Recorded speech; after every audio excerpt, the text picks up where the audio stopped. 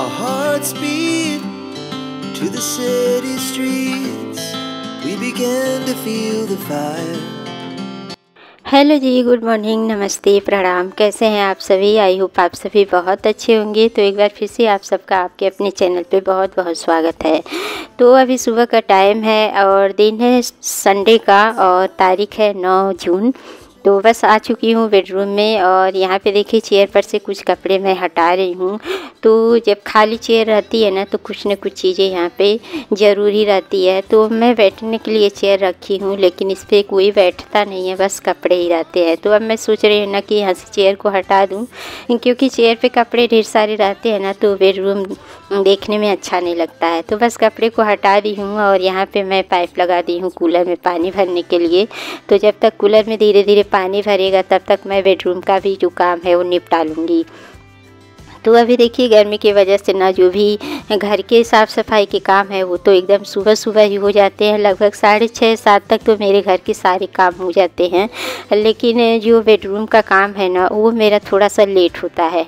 तो लेट इसलिए होता है क्योंकि देखिए हम लोग तो जल्दी उठ जाते हैं, लेकिन बाकी लोग भी घर के हैं वो थोड़ा सा लेट उठते हैं। और आजकल तो देखिए गर्मी की वजह से बच्चे बड़े सभी लोग जल्दी ही उठ जाते हैं, लेकिन आलस की वजह से ना सब लोग लेटे ही रहते हैं कूलर चला के, क्योंकि गर्मी इतनी है। सुबह जिसको देखिए काम नहीं रहता है वो क्या करेगा उठ के। तो बस इसी चक्कर में हस्बैंड भी लेटे रहते हैं, बच्चे भी लेटे रहते हैं। और बच्चे तो कभी कभी सुबह सुबह उठ के फिर दोबारा से भी सो जाते हैं। तो घर का सारा काम हो चुका है और अभी लगभग 8:30 का टाइम हो रहा है। मैं पूजा पाठ करके और सीधे मैं बेडरूम में ही आ गई हूँ, क्योंकि अभी अभी हस्बैंड जी चले गए हैं कटिंग कराने के लिए। तो मैंने सोचा कि फटाफट से बेडरूम का काम कर लें। तो देखिए बेडरूम का एक बार काम हो जाता है ना तो बाकी काम आराम से हो जाता है, क्योंकि अगर हम लोग एक बार किचन में चले जाते हैं ना तो फिर बहुत टाइम बाद ही हम लोगों को किचन से फुर्सत मिलता है और दिमाग में बस यही बातें रहती है कि अभी बेडरूम का भी काम करना है। तो इस वजह से मैंने सोचा कि किचन में ना जाके फटाफट से बेडरूम का ही काम कर लूँ। तो बस यहाँ पे देखिए बेडशीट को मैं अच्छे से झाड़ दी हूँ, उसके बाद से इसको बिछा दूँगी। कूलर में पानी धीरे धीरे भर रहा है। तो आजकल देखिए गर्मी की वजह से ना पानी बहुत ज़्यादा गर्म हो जाता है। तो मेरे यहाँ बच्चे ही कूलर में पानी भरते हैं, लेकिन बच्चे जब तक कूलर में पानी भरते हैं तब तक पानी काफ़ी ज़्यादा गर्म हो जाता है। तो मैंने सोचा कि मैं ही कूलर में पानी भर देती हूँ। देखिए कूलर में पानी अगर ठंडा रहता है ना तो कूलर ठंडी हवा देता है, और अगर गर्म पानी रहता है ना तो गर्म हवा निकलती है। तो इस वजह से मैंने पाइप भी लगा दिया है और एकदम मैं स्लो पे की हूँ ताकि पानी ना इधर उधर गिरे ना और मैं बाकी के काम अपना निपटाती रहूं। तो बस यहाँ पे देखिए बेडशीट को मैं झाड़ के सेट कर दी हूँ। और ये लाइट कलर की बेडशीट ना बहुत ज़्यादा गंदी हो जाती है। तो अभी मेरे पास ना जितनी भी पुरानी बेडशीट है वो सारी ही लाइट कलर की है। और अभी लगभग 2 साल से मैं बेडरूम के लिए कोई भी बेडशीट खरीदी ही नहीं हूँ। तो मैं सोच रही हूँ कि 1-2 बेडशीट ना मतलब डार्क कलर की ले लूँ, क्योंकि डार्क कलर की अगर बेडशीट लो ना तो 2-4 दिन एक्स्ट्रा भी चला सकते हैं, लेकिन लाइट कलर की तो बहुत ज़्यादा गंदी हो जाती है।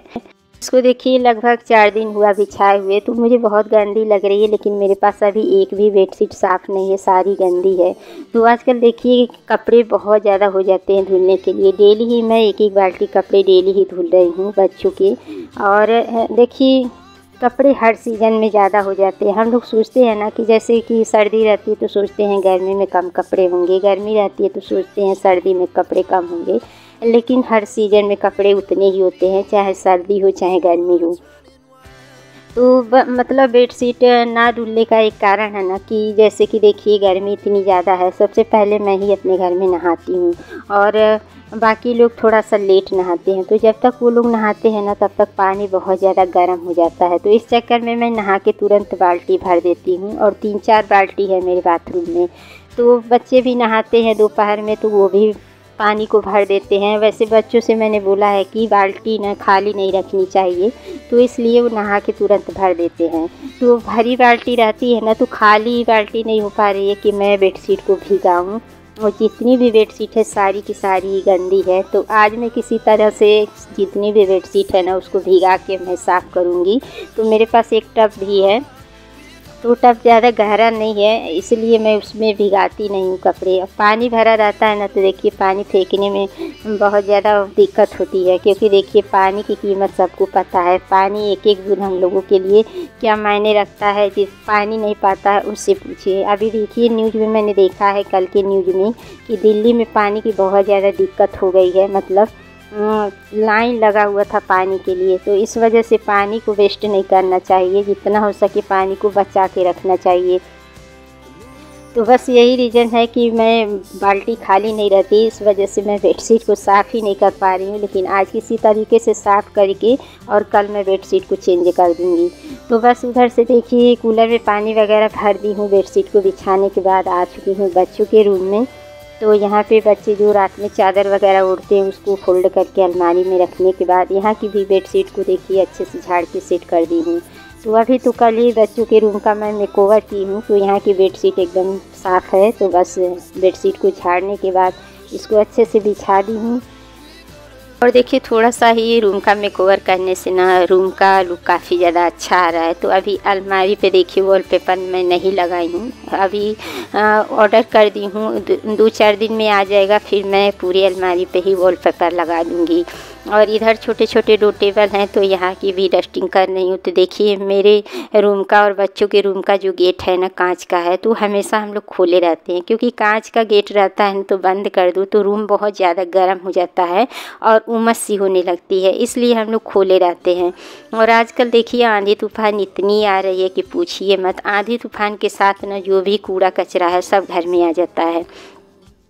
तो देखिए मेरे यहाँ तो मतलब बहुत ज़्यादा खुला घर है ना, तो बहुत ज़्यादा डस्टिंग करनी पड़ती है। और मतलब इस समय पे बारिश की बहुत ज़्यादा ज़रूरत है, लेकिन बारिश एक बूंद भी नहीं हो रही है। वैसे बहुत जगहों पे बारिश हुई है, लेकिन मेरे साइड एक बूंद भी बारिश नहीं हुई है। मौसम तो डेली बनता है, लेकिन हवा इतनी तेज़ चलती है कि बादल उड़ जाते हैं और फिर मतलब बादल जो है ना गरज के रह जाते हैं। तो बस यहाँ की डस्टिंग कर दी हूँ। जो भी छोटी छोटी चीज़ें थी ना उस पर भी धूल मिट्टी चिपक जाती है, तो उसको सूखे कपड़े से झाड़ दी हूँ। और इस अलमारी पे प्लाई निकाली थी ना, तो ये थोड़ी सी खुरदरी सी हो गई है, तो इसको भी मैं साफ़ कर दी हूँ।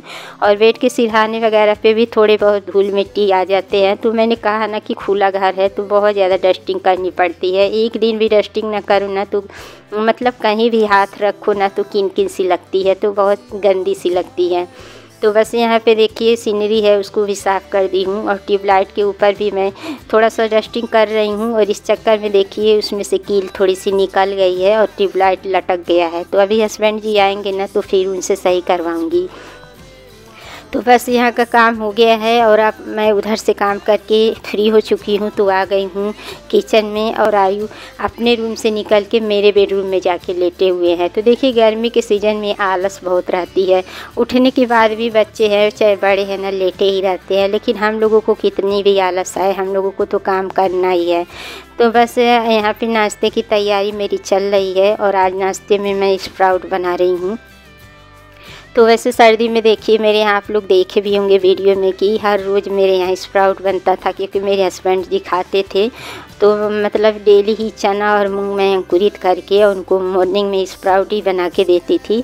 लेकिन गर्मी में ये चीज़ें ज़्यादा मैं नहीं बनाती हूँ। लेकिन आज मेरा मन हो रहा था तो रात में ही मैं चना को भिगा दी थी। तो आज मतलब चना को बॉयल करके बना रही हूँ। तो बच्चों को देखिए कच्चा चना कम पसंद है। वैसे बेटी मेरी खा लेती है चाहे जैसा चना हो, कच्चा हो या पका हो, लेकिन दोनों बेटे न हैं वो नहीं खाते हैं, तो इसलिए मुझे बॉयल करना पड़ा है। तो यहाँ पे देखिए मैं प्याज, टमाटर, हरी मिर्च और खीरा को कट कर ली हूँ, साथ में आधा लेमन ले ली हूँ। तो ये सारी चीज़ें मैं इसमें मिक्स करूँगी। वैसे कहिए तो ना कच्चा चना ही ज़्यादा हेल्दी होता है, लेकिन एक तरह से ये भी टेस्टी लगता है। तो बच्चे चाहे जैसे खाए, बच्चों को बना के देना चाहिए, उसी बहाने कुछ तो बच्चे मतलब खाने के लिए सीखेंगे। तो इसमें देखिए नींबू का रस डाल दी हूँ और मुझे तो बहुत पसंद है। दोनों तरीके से स्प्राउट बना के मुझे खाना पसंद है, मैं खा लेती हूँ। तो सर्दियों में कभी कभार मैं भी खा लेती थी। तो इसमें थोड़ा सा मैं देखिए मिर्च डाल रही हूँ और मुझे जीरा पाउडर डालना था तो मैं मंगरेल का डिब्बा उठा लाई हूँ, क्योंकि दोनों का डिब्बा सेम है। तो बस काला नमक डाल दी हूँ और यहाँ पे भुना हुआ जीरा पाउडर डाल रही हूँ। आप चाहें तो चाट मसाला भी डाल सकते हैं, अमचूर पाउडर भी डाल सकते हैं। तो मेरे यहाँ चाट मसाला ख़त्म हो गया है, तो बाकी चीज़ें डालने के बाद मेरे पास खरबूज भी था तो वो भी मैं इसी में डाल दी हूँ, तो ये भी सध जाएगा। तो बस यहाँ हेल्दी सा टेस्टी सा नाश्ता तैयार है। तो अभी कोई भी नाश्ता नहीं किया है, हस्बैंड जी आए नहीं हैं, बस 5 मिनट में आ जाएंगे, पास में ही गए हैं कटिंग करवाने। और मुझे देखिए पूजा करने के बाद ना मुझे बहुत तेज़ भूख लग जाती है, तो एक कटोरी में स्प्राउट खा के और फिर उसके बाद से आ गई हूँ किचन में दोपहर के खाने की तैयारी करने। तो अभी फ्रिज से दही निकाली हूँ और ये दही ना वट की पूजा के लिए मैं जमाई थी। तो आजकल दही भी बहुत ज़्यादा खट्टी हो जा रही है, तो मतलब 3-4 दिन हो गया है ना, तो खट्टी सी लग रही है। तो मैंने सोचा कि कढ़ी बना के इसको सधा लेते हैं। तो जार में देखिए दही और थोड़ा सा बेसन मैं डाल रही हूँ। तो जार में मैं इसका घोल तैयार कर दूँगी ना, तो जार में अगर घोल तैयार करो ना तो मतलब कढ़ी बहुत अच्छी बनती है, मतलब उसमें ना गुठलियाँ नहीं पड़ती है। तो इसमें थोड़ा सा मैं मिर्ची का पाउडर और हल्दी पाउडर डाल के और इसको 1 से 2 राउंड में चला दूँगी, तो इसका घोल तैयार हो जाएगा। उसके बाद यहाँ पे पकौड़ी बनाने के लिए मैं देखिए कटोरी में बेसन ले ली हूँ। इस बीच हस्बैंड जी भी आ गए हैं, तो अभी इन लोगों का नाश्ता बाकी है, सिर्फ मैं ही की हूँ। और मैं अभी चाय नहीं बनाई हूँ, क्योंकि देखिए चाय तुरंत ही अच्छी लगती है, अगर चाय बना के रख दूँ ना तो उसका स्वाद अच्छा नहीं लगता है। तो इसलिए मैंने सोचा कि हस्बैंड जी आ जाएंगे, नाश्ता कर लेंगे, फिर मैं चाय बनाऊँगी। तो चाय अभी मैं बाद में बनाऊँगी, तब तक मैंने सोचा ना कि जो घोल बनाई हूँ ना उसको मैं कढ़ाई में डाल के बिठा दूँगी, ताकि ये अच्छे से पकता रहे। तो देखिए कुछ लोग ना डायरेक्ट ही घोल को पका लेते हैं, लेकिन सादा कढ़ाई नहीं चढ़ानी चाहिए, मतलब थोड़ा बहुत तड़का लगा के ही कढ़ी का घोल पकाना चाहिए। तो इसमें थोड़ा सा मेथी का दाना और घी का तड़का लगा के मैं जो घोल तैयार की हूँ उसको डाल दी हूँ, सिम पे कर दी हूँ। और यहाँ पे पकौड़ी बनाने के लिए बेसन को भी मैं फेंट लूँगी। तो इसको फेंट के रख दो ना तो मतलब मीठा सोडा डालने की ज़रूरत नहीं होगी, इसको थोड़ा सा रेस्ट करने का भी टाइम मिल जाएगा। तो इसको देखिए फेंट के मैं रख दी हूँ और इसमें अभी मैं नमक नहीं ऐड की हूँ। इस बीच देखिए आयु भी आ गया ब्रश करके, तो इसको नाश्ता दे दी हूँ। और इसको लग रहा है ना कि मैं हल्दी वाला दूध बना रही हूँ, क्योंकि देखिए सर्दी भर में मैं हल्दी का दूध ही बच्चों को देती हूँ। तो ये सोच रहा है कि एक कढ़ाई हल्दी का दूध बन रहा है, तो मैंने बोला कि नहीं ये एक कढ़ी बन रही है।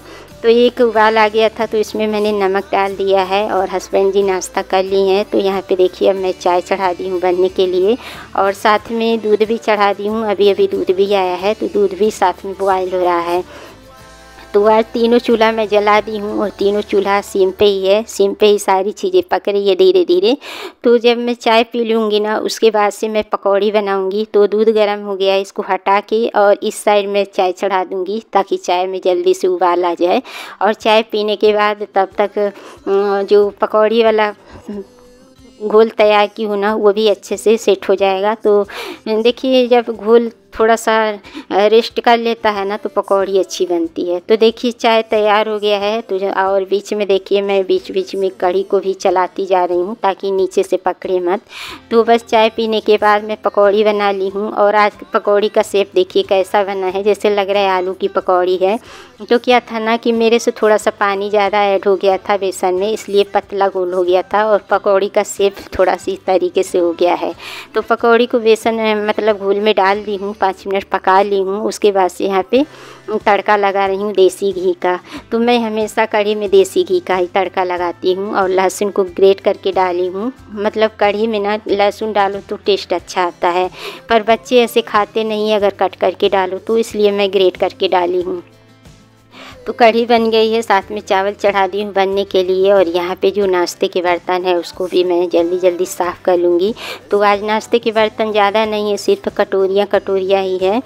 और आज मुझे देखिए थोड़ा जल्दी खाना बनाना पड़ रहा है, क्योंकि अभी मुझे कल की वीडियो की एडिटिंग भी करनी है, क्योंकि उसको एडिटिंग करने के लिए बिल्कुल भी मेरे पास टाइम ही नहीं था। तो इसलिए मैं फटाफट से काम कर रही हूँ। तो इस तरीके से मेरा देखिए नाश्ता खाना दोनों जल्दी तैयार हो जाएगा। अभी लगभग 10:30 का टाइम होने वाला है। और देखिए गर्मी का दिन है, सर्दी का दिन होता है तो ये होता है ना कि चलो गरम गरम खाना अच्छा लगता है, लेकिन गर्मी में ऐसा नहीं है। गर्मी में अगर खाना बना के भी रख देना तो फिर बाद में भी खाओ तो अच्छा लगता है। तो अभी तो मेरे यहाँ कोई खाना नहीं खाएगा, सब लोग 2-2:30 बजे तक ही खाते हैं। लेकिन मैं सोच रही हूँ किचन से जल्दी से फ्री हो जाऊँ और मैं जो बाकी के काम है वो कर लूँ। और थोड़ा सा मैं आज सिलाई वाला भी काम सोच रही हूँ करने के लिए, कुछ फटे पुराने जो कपड़े हैं उसको भी सिलना है। तो समय की देखिए ज़रूरत सभी को ही है, समय से काम हो जाता है ना तो फिर बाकी के काम भी हम लोग कर लेते हैं। तो नाश्ते के बर्तन को साफ़ करने के बाद यहाँ पे सिंक को भी मैं अच्छे से मांज दी हूँ। उसके बाद से मैं पाइप लगा के धुल रही हूँ।